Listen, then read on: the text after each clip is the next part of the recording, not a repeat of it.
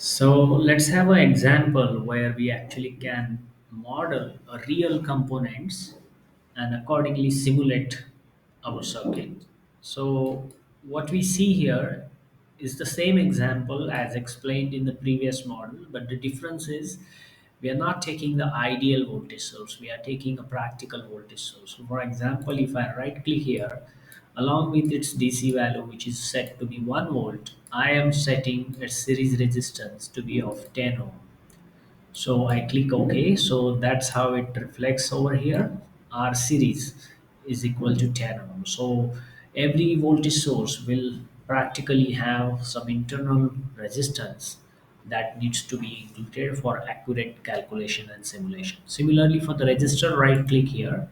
We see that along with having its value, we can have option of having a tolerance in percentage. So I am having the 10% tolerance in the value of the register. It means the nominal value is set to be 1k, but the tolerance will allow the resistance variations from 900 ohm to 1100 ohm. So 10% plus minus.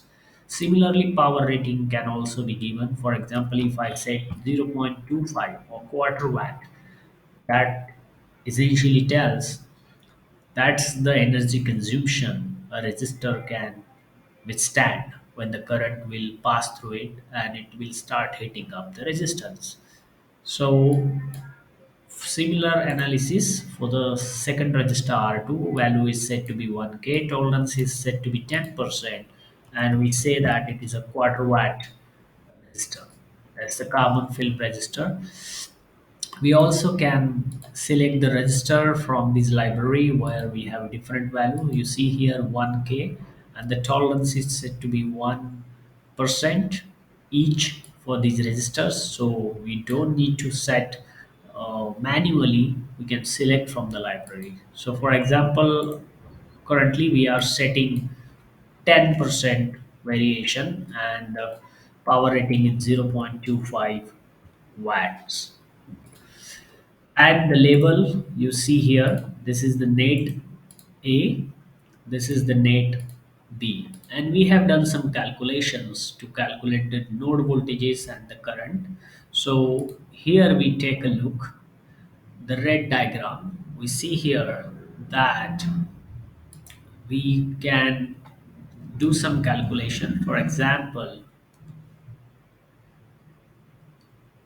right over here, the total current of this circuit is voltage divided by the total resistance. This is the ideal circuit where resistance are not having any tolerances and they don't have any power rating. The voltage source does not have a series internal resistance. Its resistance is nil or is set to be zero. So it's an ideal circuit. So in that case, the current was calculated to be zero point 0.5 milliampere. Same current as shown in the loop here flows through both of these resistors. Therefore, IR1, IR2 equal to I. And VR1 and VR2 are the voltage drops across these resistors R1 and R2. They are calculated with the voltage division rule or simply Ohm's law, which is the current flowing through the resistor multiplied by the value of resistors. So it is coming out to be zero point 0.5 volt each. So you see this voltage source of 1 volt was divided, the equal voltage was divided between the two resistor voltages, that is the drop across the two resistors. But what if this circuit can be modeled more accurately? It means we have a voltage source of 1 volt and we say that it has a series resistance R of value 10 ohm. And after that, this point or the net, we say that the label is A. And here we have the label out. The resistor R1 and R2 both have value of 1k each as before, but this time they have a tolerance of 10%. So we basically will say that their value will vary plus minus 10%. So in this situation, the total current flowing through the circuit would be I equals to V divided by total resistance, that comes out to be 0.497 milliampere.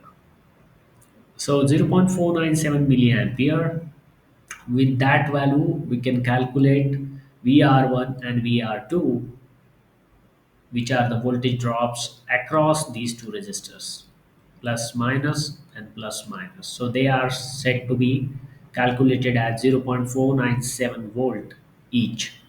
So now we compare the total current in the ideal circuit versus the total current in the practical circuit. So total current in the ideal circuit was calculated to be zero point 0.5 milliampere, but in the practical circuit it is less, which is 0.497 milliampere.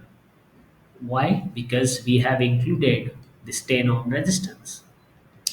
And so the resistance in the circuit increases, the current in the circuit decreases, and the drops VR1 and VR2 in the ideal case they are zero point 0.5 volt each, but VR1 and VR2 in the practical case also bit less, because again you have a practical circuit here. Now VR is a voltage drop across this 10 ohm resistance R. So it is current multiplied by this value of resistor, that comes out to be 0.49 millivolt. So if we want to calculate the voltage at node A, it would be total voltage, which is 1 volt, minus the drop across this resistor R. So we'll see that that voltage will appear at node A. We already know what is the voltage at node out, which is voltage drop across R2, which is 0.497. So once that calculations have been done, let's verify if those values occur in real practice. So we have this schematic circuit right over here. Series resistance is set to be 10 ohm, and the values of resistors along with their tolerances and the power rating has been set. Let's run this simulation, and we see here that voltage at node A is not full 1 volt, rather it is 0.995 volt. The remaining, what we calculated, is the voltage drop across the series resistance of 10 ohm, which is the internal resistance of this voltage source. That little drop goes there, and therefore 1 minus that drop is the voltage appears at node A. V out is 0.49751, so which is the voltage drop across R2, and the current through resistor R1 and R2 are 0.4975 milliampere each, as we calculated, and the total current is the same but with the negative sign, that indicates the convention that we are using. It means the current delivered to the network. So let's compare these simulated values with the theoretical one. So we have put up this table here, and now if we compare the currents, what we calculated are the same. 0.497 is the total current milliampere, and IR1 and IR2 also same as what we calculate. V out is voltage drop across R2 is same, and the voltage at node A will be a total voltage minus the drop VR, which is the voltage at across the resistance R of 10 ohm. So this is how we can actually model the real components and accordingly simulate the circuit and to understand the performance. Now the impact of tolerance we will see when in actual circuit, if the component value, in this case a resistor, that varies by a certain percent, what are the impacts on the node voltages and the currents and some other parameters of the circuit performance. We'll do that analysis in next module.